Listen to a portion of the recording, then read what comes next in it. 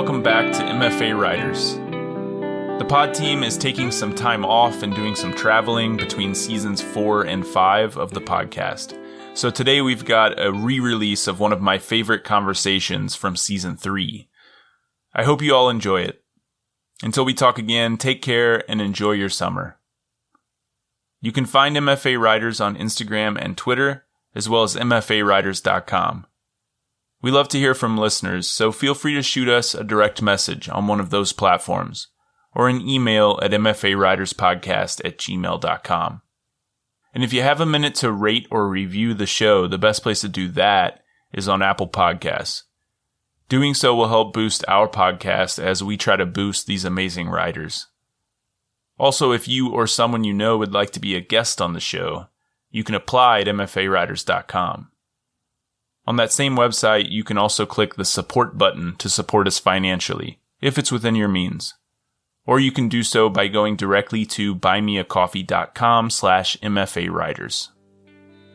Finally, as always, thank you for listening, and we hope you enjoyed the episode.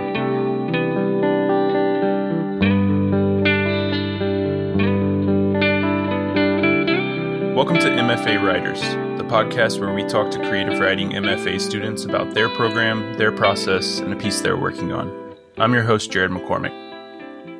Today I'm with Rachelle Toarmino. Rachelle is a poet, editor, and educator from Niagara Falls, New York. She's the author of the poetry collection That X and the chapbooks Come Back, Feel Royal and Personal and Generic. Her poems and essays have appeared or are forthcoming in the American Poetry Review, Bennington Review, Electric Literature, Literary Hub, Pretty Cool Poetry Thing, Metatron Press, Shabby Doll House, Salt Hill Journal, and elsewhere. She is also the founding editor-in-chief of Peach Mag and an editorial advisor to Foundlings Press. She lives between Buffalo and Western Massachusetts, where she is an MFA candidate in poetry at UMass Amherst. Today she's brought a poem to read for us titled Flowers, Poems, Flower Poems. A woman I've never met sends me tulips from 2 states over. There are things women know to do. They sit on my desk next to the window. I love flowers because they're ordinary on one side of the glass and a gift on the other. I keep them alive to remember I can. There are things women know how to do. Clipped and caged, and I think that's beautiful. What could be more feminine than dying a slow death and another creature calling it beautiful? A hymn for every howl. It's crazy when you think about it. Whatever you call it, it's the one thing that brings me back into myself. Dancing naked in the mirror, making faces in the glass. I only ever wanted to make you feel my feeling. You want to make me mad, so you can call me mad? Well, I am mad. You knew who I was when you spun me like a prom queen, and I kept my eyes open. I showed you my rotten nature. A woman can spend her whole life spinning, arranging flowers, and I intend to. Not now, but I've decided to die, like a tulip in March, on the desk of a stranger, an opening. Sweet enough for you now? Still opening. Rachelle, that was awesome. Thank you so much. Thanks for reading. Thanks for being here. Hell yeah. Thank you so much for having me. Happy to be here. All right. So before we talk about anything else, I think we have to talk about the fact that the poem you just read was recently featured on the Slow Down, a podcast in which Ada Limon, the next poet laureate of the United States, reads your poem. I know, that was sick and surreal, and I'm still processing it. Yeah? Yeah. One of my good friends, Dennis and Ty Schultz, had their poem Today I'm Not Thinking About Gender featured on there recently. And we, in our program, collectively lost our shit when we listened to it. So tell me, when you found out, tell me about getting that email. Did you get an email from, the producer or from Ada Limon, or what happened? Yeah, it was literally just an email. And I don't know, I freaked out. I sent a screenshot to my group chat. I did the neurotic thing and checked the email address and then copied and pasted it into Google, making sure it's real, But yeah, it was real, and it happened. And I still feel really blessed about it. I have been listening to that podcast for years, and Ada Limone's poetry has meant a lot to me, and to have that sort of attention from her momentarily was just a really kind of, amazing experience. Yeah, it must have been really affirming. I mean, like, you've been kind of in or around the publishing industry for a while now. You founding editor-in-chief of Peach Mag, so you've been publishing other people's work, you've been sending your work out, you've been getting published over the years, but I'm sure you know as well as anyone just how tough it is to like break in and like get noticed. And so to have like that kind of recognition, I imagine, and looking back on where you came from has got to be pretty sweet. Yeah. I mean, I feel like so many of my readers and sort of experience in this publishing world has been my friends or my immediate community. And I like that. And so to sort of have attention on my poems from like a poet who I, never would have thought knew who I was or would read a poem. And I guess I have to give a shout out to the American Poetry Review and the editors there for taking a chance on that poem, because without them, I'm sure it wouldn't have gotten in front of Ada and the producers of the podcast. So I don't know. It's still pretty surreal. It's weird anytime someone you don't know likes your work. It's a blessing. I don't know. Well, even before you joined the MFA program, you had some success in publishing. And like I said, you were the founding editor-in-chief of Peach Mag. So tell us a little bit about what you were doing in the years before pursuing the MFA and what made you want to pursue it. Yeah, totally. I was living in Buffalo, New York. I was running Peach Mag with friends and doing readings and hosting readings and publishing other people.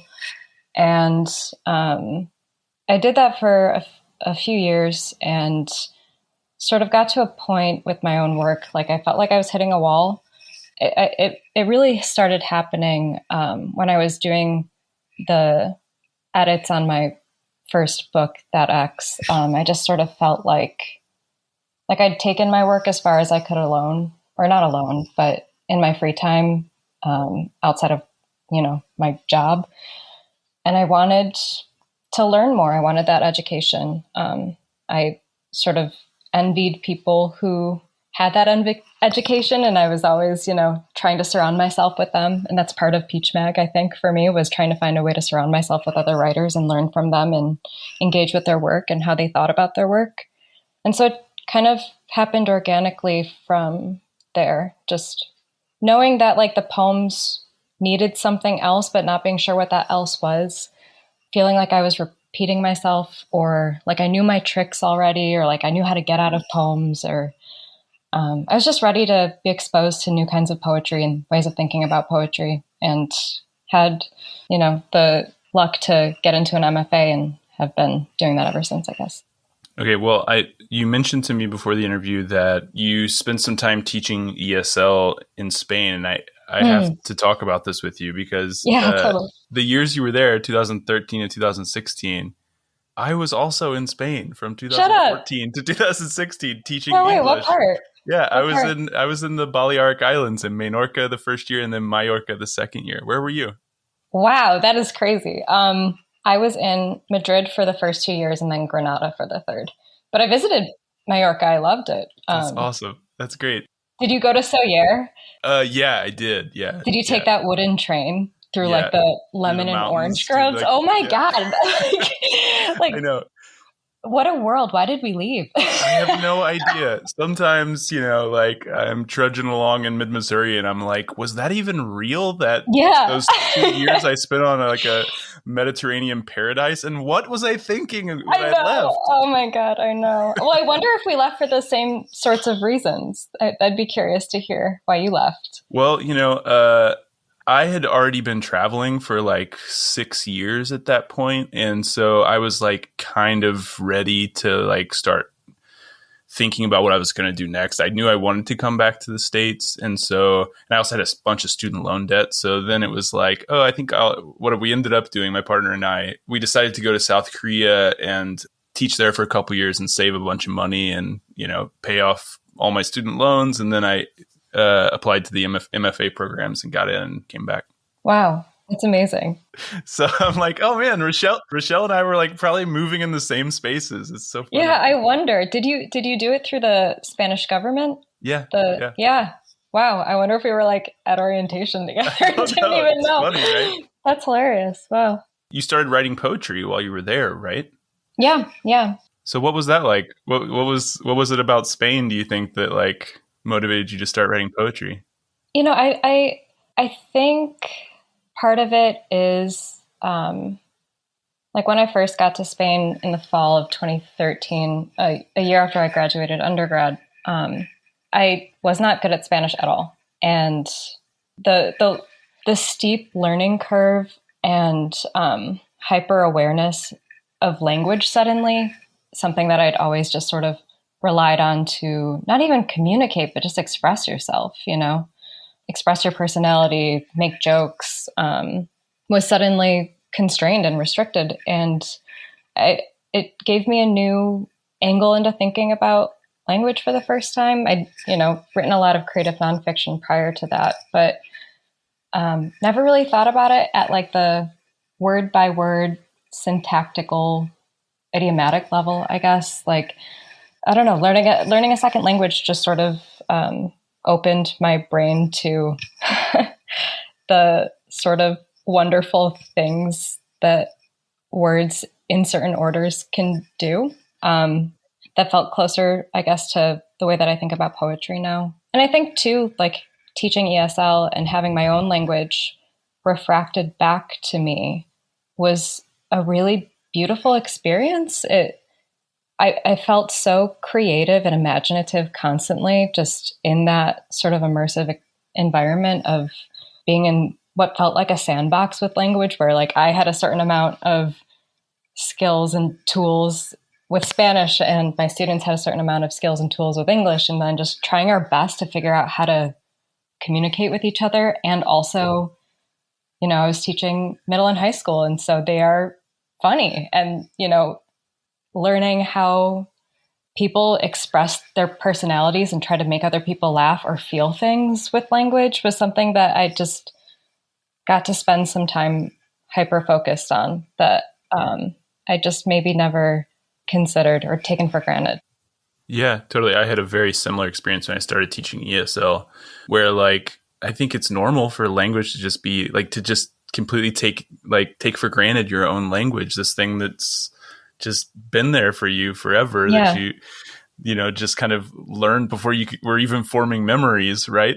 And then to have it, like you said, refracted back to you, to be like breaking down your own language and being like, oh, why do we use words in this way? What is the point of this order? Like, what are the grammatical rules that like I've never had to learn? And then to like take that knowledge and apply it to learning a second language, because I also studied Spanish while I was traveling, was super helpful for learning a second language.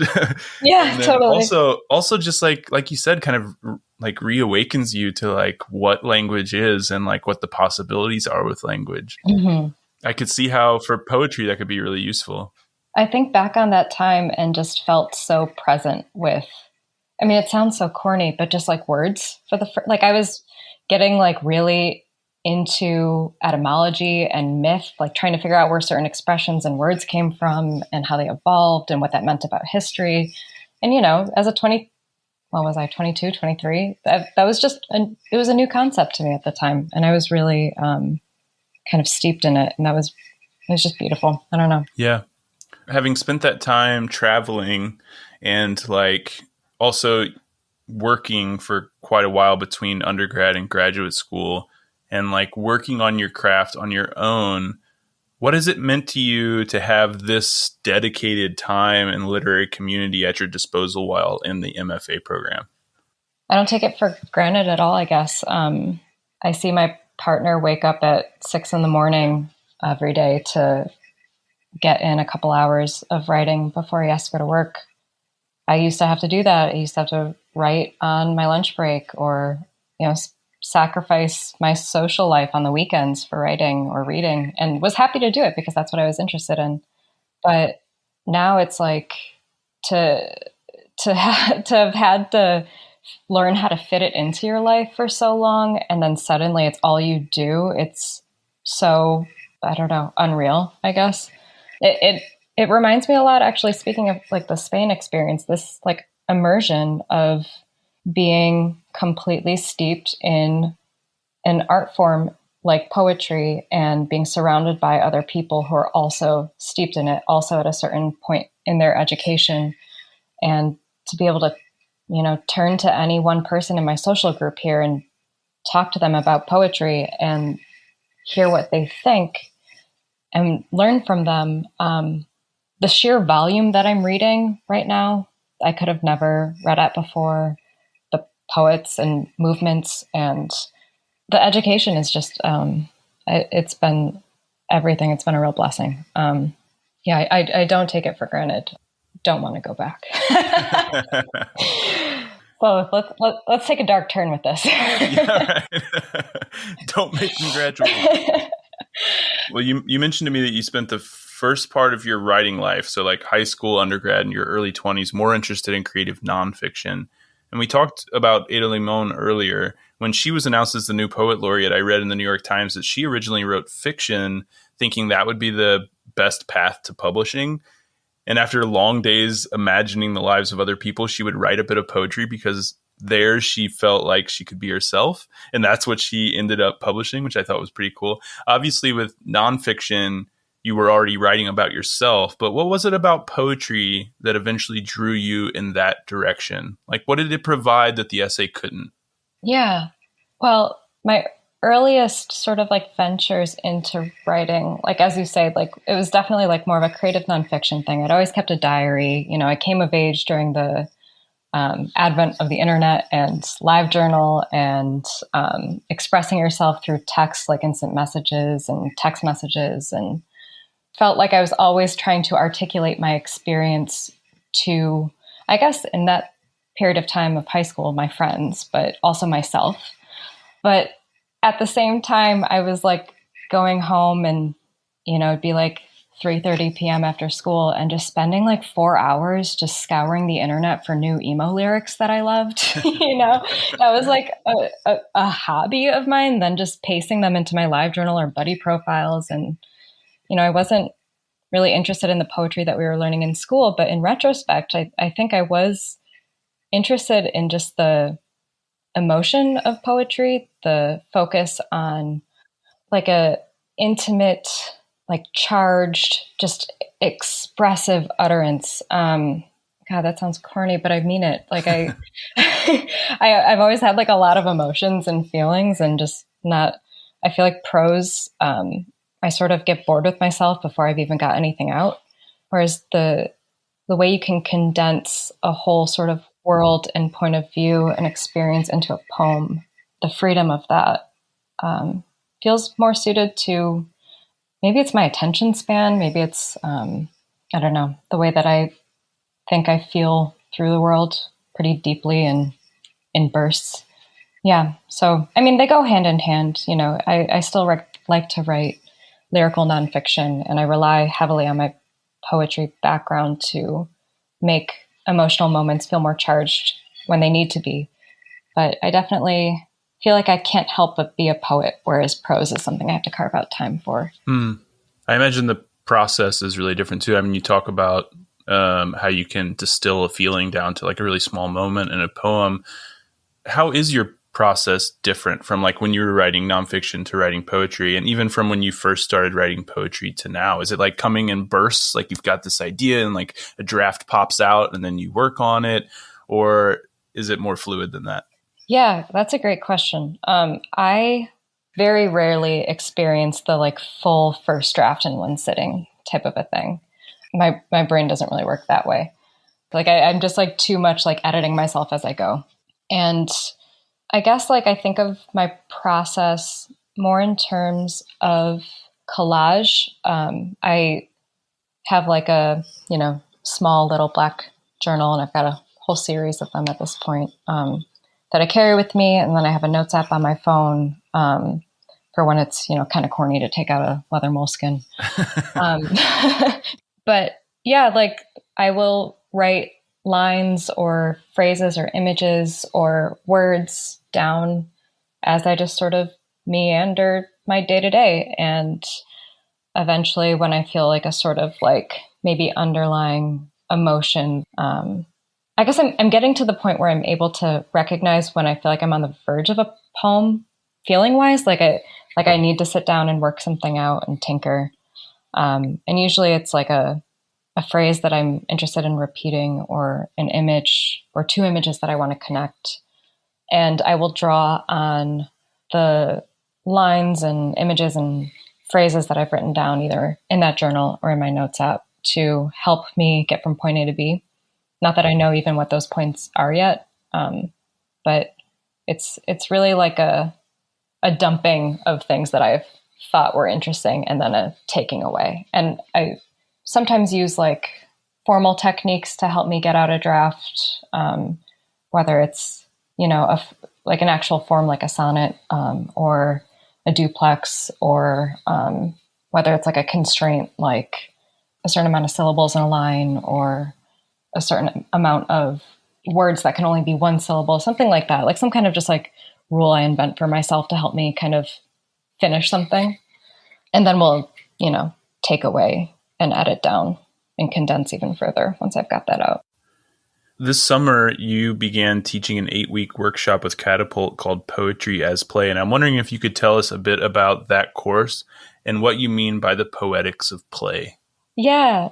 I'm still working on articulating it myself, I guess. But it's partly, I think, a general sort of attitude toward what can be material, what counts as material, a sort of general attitude of playfulness and maybe like rebelliousness toward what can belong in a poem, whether it's an image or a source text or what you want to do with it. Part of it, I guess, then is also process, a sense of wanting to fuck with something, or create rules for yourself and then break those rules, or respond playfully to another poet. And I guess then too, part of it is like an emphasis maybe on who the poet speaker is like playing with,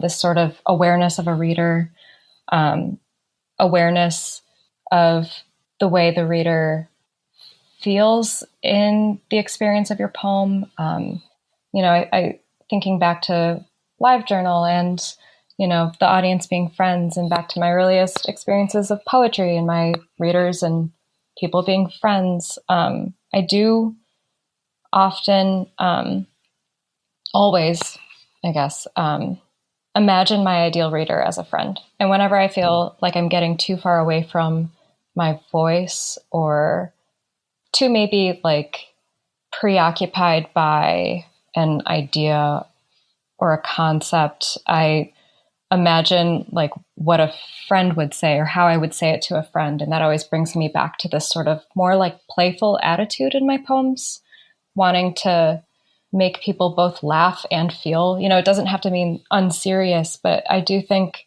it has to do with, we are entering a play space together when we're engaging in poems. And what you can do in that play space is so freeing and fun. There are no rules. You have all of the control as the poet, and you get to make people feel things, which is a crazy thing, a crazy phenomenon. And I don't know, I'm still working on articulating exactly what I think is a poetics of play. But I do think a lot of it comes down to maybe like a sense of like a lack of pretension, maybe, of meeting the reader as an equal, and equal as in like someone who's like in the same stage of their life as you and what they would be interested in, but also a sense of engaging in things like lineage playfully, of source text playfully, and the focus being on, I guess, like an experience that transcends like the ordinary experience, in which, like, that feeling when you're playing a game that you get into with other people, you're suddenly like a different version of yourself, like, and you're very present. I do think when I at least engage in poetry, I am going into a similar kind of headspace of sort of abandoning ordinary life momentarily and trying to figure out how to bring that not only to my poems, but to the ways in which I engage with readers and fellow poets. And all of that is everything from my poems to Peach Mag to teaching. It's just the way that I want to move through the world. Yeah. I was also thinking about play in relation to like the writing process and how like that's something I'm trying to like bring back to my writing process. I feel like during the MFA program, I got away from that a little bit where I, like because of the deadlines and, like the fact that I had to turn something in that like all of my peers were going to read, I put all this pressure on myself to be very serious with my writing time and very like productive, a lot of that word keeps showing up, productive, but like how we define that is interesting, right? And how we define writing time, right? Like what is writing time? What counts as writing time? If I sit down and decide to just play around with a sentence for a while, does that count? It should, right? I find that like some of my best work comes from just like sitting down and playing around with a voice or like an idea for a while and not worrying about whether it's actually going to turn into something. But sometimes in the MFA program, I felt like, well, if I'm writing, like it has to work. It has to turn into this thing that I have to turn in and everyone's going to read it. Right. And I'm trying to get back to like giving myself permission to just kind of have fun with the writing process and let it happen more organically. Yeah, totally. I mean, I think that, while I'm so grateful to have this MFA experience, I know what you mean, where there's suddenly this pressure that you put on yourself. There's suddenly like the week to week deadline. Poetry becomes work suddenly. It exists in a space where people are judging it. And depending on your attitude toward that, I think it can be uncomfortable and it can shut you down, and it can prevent you from doing with poems what you really want to do with poems. And so I'm inspired by the communities of poets and poetry lovers that exist outside of the academy and institutions and the way that they engage with one another. Because then that's like the equal footing, I guess I kind of mean when I say like a poetics of play requires a certain level of respect and vulnerability and intimacy with your reader. I'm thinking of like Jack Spicer's Poetry is Magic workshop and how sort of like batshit his application was for that. But like the way you can let go and enter those kinds of headspaces, I don't know, is something that when you're in a program like this, you maybe lose sense of that's why you're doing it, that's the initial joy that you got from it. It's partly making sense of your world. It's partly constructing your idea of yourself, your voice, your perspective. But it is also, I think, a way of cultivating an outlook in which you get to enjoy your thoughts more. We're stuck with our brains our whole life. And I don't know anyone who's excited about that. And so trying to learn ways that you can playfully engage your experience, I don't know. Like I said, I'm still working on articulating it all. And this course has helped me get closer to why I value playfulness so much, why I think it's central to my own poetics, not just as a poet, but as a publisher, as a person who wants to create space in the publishing world for people. And I think that's part of it. So not the most elegant explanation, but I'm getting closer. No, but that's great. It's really interesting to like hear your thoughts and like how, you are still trying to like piece together like what it means. And I think that that's an exciting place to be. And you shouldn't be forcing a definition on it, right? It should be like a fluid process in which like while teaching the course, you're still figuring it out. I love taking classes like that where the professor, the teacher is like working through the subject with the students. I find that much more thrilling than like a teacher just throwing a definition or information at me. Absolutely. Yeah. All right. So let's talk a little bit about your MFA experience. The MFA program at the University of Massachusetts Amherst is a 3-year program with tracks in poetry and prose. You told me that having a ton of interest but no formal training or study prior to entering the MFA set you up to get the most out of the experience and hit the ground running. How so? Well, I think I knew that I had a lot of gaps in my education, a lot of things that I didn't know. I felt really humbled prior to the MFA, and was just like so excited to finally get some exposure to learning. I hadn't read the Modernists prior to my MFA. I could hardly tell you what the New Americans was. I came to poetry pretty late, post undergrad. Didn't really explore poetry in an undergrad setting. And so to be able to sort of make up for that lack of education now, I was just really excited about. So I've been trying to get the most out of it in that regard.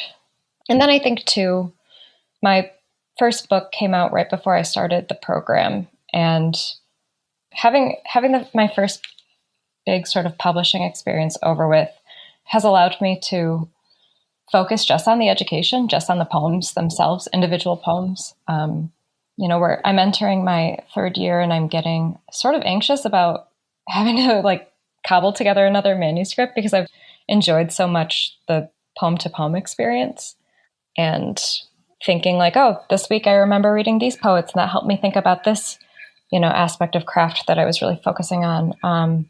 So it's a bit of a snap back to like what the sort of expectation is of the poet in this world. But yeah, I've been making the most of having all this free time too, I suppose. And, like we talked about earlier, I've got some teaching experience, so there wasn't a learning curve there. So you told me like coming into the program, you already had a sense of what you needed to work on and what you needed to read to get better at your craft. How did you feel that meshed with the formal structure of the MFA? I mean, I can imagine there could be a scenario in which your ideas of what you needed to work on weren't the same as what the professors or your peers thought you needed to work on. So have you felt like the program has met you where you are in your journey? I think I've been pretty lucky because a lot of the most impactful experiences that I've had in workshop settings here has been a feeling of something getting unlocked for me. Like I remember the first time I met with Peter Gizzi, who's my thesis advisor here, one-on-one. And, he'd assigned me a book the previous week that I just didn't understand at all. And I told him as much. And, he's really good at meeting you where you're at in that way. And I was just like, I didn't fucking get this. And he, without even needing to like pull his copy off the shelf, was like, okay, turn to this page and start reading out loud. And we read it out loud together. And just sort of word by word, I felt like it started to make sense, hearing him read it, hearing what he said about it, and then being able to then bring that into my poem for the next week. And, that was just Peter, one of my professors here. The same thing happens to me all the time with the other students in the workshop. We're all so different in terms of aesthetics and backgrounds and ways of reading poems and the kinds of feedback that we give. And to have 8 people with different aesthetics and interests and backgrounds reading your work it's just, I feel so spoiled, because I've learned so many different ways to how to read poems, and then how to read my own poems and revise my own poems. I guess I knew that I had a lot of reading I had to do prior to the MFA because I hadn't read a lot of the canon. Most of my experience with poetry has been contemporary writers. And I knew that I was sort of hitting a wall and getting bored with my own poems. But with the latter, I didn't really know why. And so having just exposure to all of these different points of view on poetry has been really enriching. I feel like it's just so endless now. I could just keep going and going. All right. Well, so I've also heard that there's been quite a bit of turnover in the program recently with some professors coming and going. I want to talk about this a little bit because I think it's important for listeners to know that this is a possibility, right? This is always a possibility in these programs. Sometimes the professor you go to a program to study with gets a new job or goes on sabbatical, and you don't get the time to study with them that you had hoped for originally. So having gone through this kind of turnover while you're in the program, do you have any advice for listeners who could find themselves in a similar situation in their MFA program? Yeah. My advice would be to turn to your cohort. I started my MFA during the pandemic when everything was still virtual, pre-vaccine.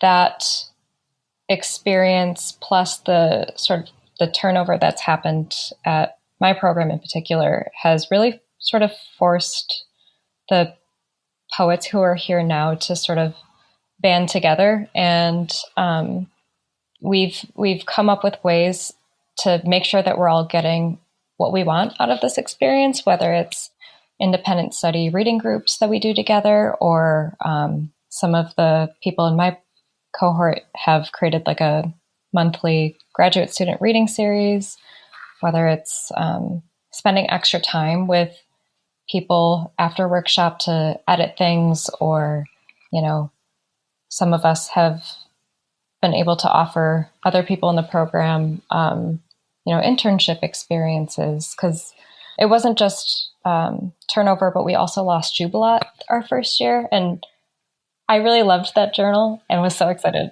to work on it. So that was sad, but I mean, I get it. I understand. But it was sad. And so there have been some other, people in the program who work on small presses or indie journals who have tried to figure out ways to open up opportunities for one another. And I feel a really strong sense of community here because of that among the students. I feel like we look out for each other. At least, I mean, I can't speak for the students in other years, or really the students on the prose side in my year, but the poets here are really close. Yeah. I mean, and that's another thing that's like not totally in your control, right? You don't know who's going to be in your cohort and how you all are going to get along. But for the most part, people are doing these programs for similar reasons, right? So there is that common ground that you can, work with. If things aren't going exactly according to plan in the program, you have these people who all want similar things. I want to talk a bit about some of the opportunities that are built into the program you went to. It sounds like there are various opportunities to teach in the program, including within the English department and in something called the writing program, which is independent from the MFA, as well as at the Juniper Institute for Young Writers. What can you tell us about those various opportunities? Yeah, absolutely. The writing program is within the English department, and it is essentially college comp. It's what most first years get assigned to teach if they get a teaching position, and you can keep renewing it year after year if you want. And that's how you get your funding. And then starting your, going into your second year, you can start applying to teach in the MFA. There's courses, whether it's like a creative seminar or workshop, or the Living Writers course, which is also a reading series here. And you can start doing that in your second year and then into your third as well. And the Juniper Institute is a summer and winter camp for young writers, so teenagers. And there you have the opportunity to give craft talks, to run writing labs, which are like miniature workshops, to do readings, to listen to readings, to do intensive one-on-one programs with certain students who are ready to sort of tidy up a submission packet or wanting to take their craft to really the next level. So that's been a joy because I love teaching. And that has been one of my favorite parts about this program is how flexible the curriculum is in any of the above that I just mentioned, and you can kind of design it to be what you want and then teach what you're interested in and, get to spend time with other young people who are interested in writing. I also wanted to ask about funding because it isn't entirely clear from the website if UMass Amherst is a fully funded program. It says as of fall 2020, all full-time candidates are funded at a level sufficient to bring a waiver of tuition and most fees. That's just like a little bit confusing statement. I just wanted to check with you. Are all the students in the program fully funded, meaning like tuition waiver and a stipend? I don't know. As far as I know, everyone is funded, whether it's because they have a teaching position or a fellowship. I don't think I know anyone who doesn't have funding, though I'm sure that person exists. Maybe there's someone in state who doesn't want to teach and will just, take out a loan or something. But it is full funding. It's livable. There are some student fees that they're out of the MFA's control. It's more university admin. But we have a really strong union. Yeah, they're really active. They're trying to get rid of those fees. Yeah, to my knowledge, it's like if you want the funding, you can get it. And you mentioned that Jubilat, the journal that was being published there at UMass Amherst, is no longer being published. Are there other publishing opportunities through the program? Yeah, there's in the fall you can read for the Juniper Prize, which is an annual prize, one for poetry and one for prose.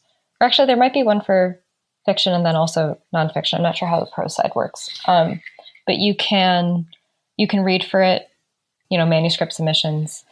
Peach Mag is here, and we offer like internship opportunities. There are other like indie journals that are in the area. Western Massachusetts is such a rich area for poetry and publishing. There's also a journal called Paperbark that is through the MFA. I'm not totally sure, so don't quote me on this, but one of the professors runs it, and MFA students can sign up for it. How it's funded, I'm not sure, so I don't want to say it's through the MFA, but it could be. But it's a literary journal. Well, before we go, I want to give you the last word. And the question that I've been asking people in season 3, maybe we've kind of touched on a little bit already, but I'm going to ask you anyway. What is one way in which the MFA experience has been different, for better or for worse, from your expectations when applying?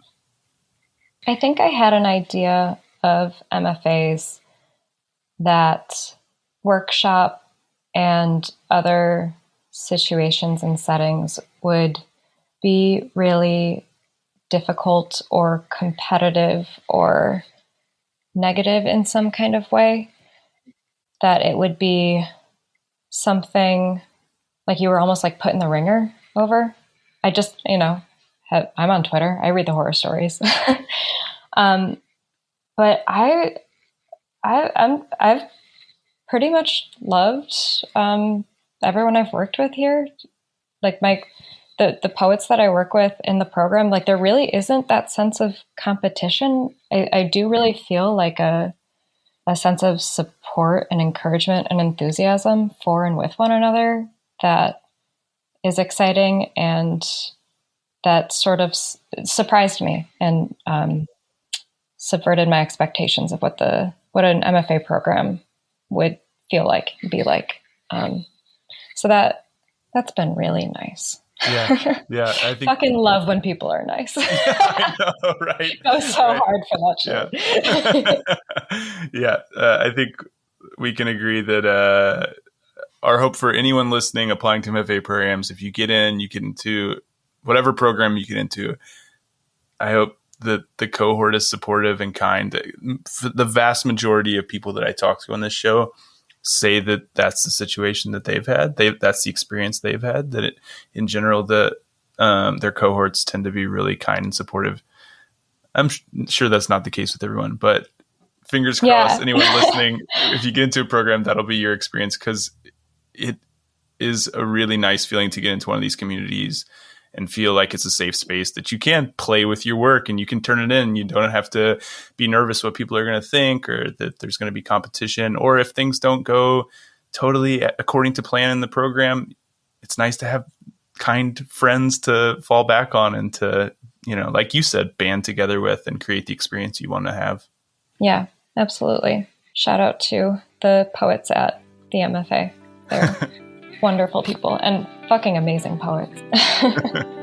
Well, thank you so much for stopping by and chatting with me. I really appreciate it. It's been really fun talking to you. Thank you so much for having me.